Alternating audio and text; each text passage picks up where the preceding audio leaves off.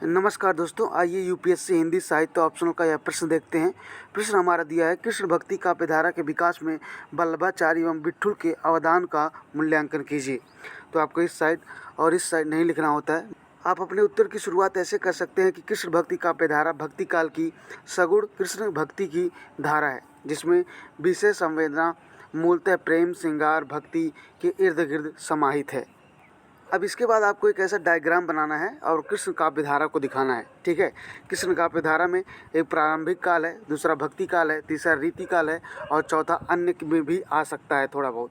ठीक है, तो देखिए प्रारंभिक काल में आपका होगा आदिकाल, जिसमें विद्यापति थे, हाल थे, चंडी, ये सब। ठीक है, और अगर हम भक्ति काल की बात करें तो सूर, मीरा, ये सब थे, आपको पता है।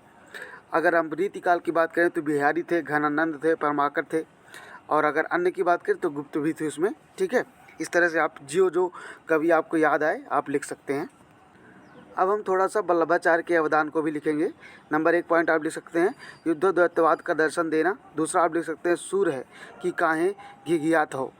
मतलब ये सूरदास को एक कमेंट कर रहे थे के माध्यम से सूरदास को दास भक्ति से साक्य कृष्ण की ओर ले जाने के लिए इन्होंने प्रेरित किया। अगला पॉइंट आप ले सकते हैं, पुष्टि मार्ग का इन्होंने विकास किया। अगला पॉइंट, वृंदावन को अपने भक्ति का केंद्र बनाया। ठीक है, अब कृष्ण भक्ति काव्य में विठुलनाथ का क्या योगदान है, इसको भी आप लिख सकते हैं। जैसे कि अर्थशाप का अहम जो हिस्सा है वो आपको पता है। दूसरा आप लिख सकते हैं, कृष्ण भक्ति के काव्य की भी इन्होंने रचना की है, व्याख्या की है। ठीक है, इसी तरह से आप और भी मीराबाई के बारे में और भी जितने कवि हैं उनके बारे में लिख सकते हैं।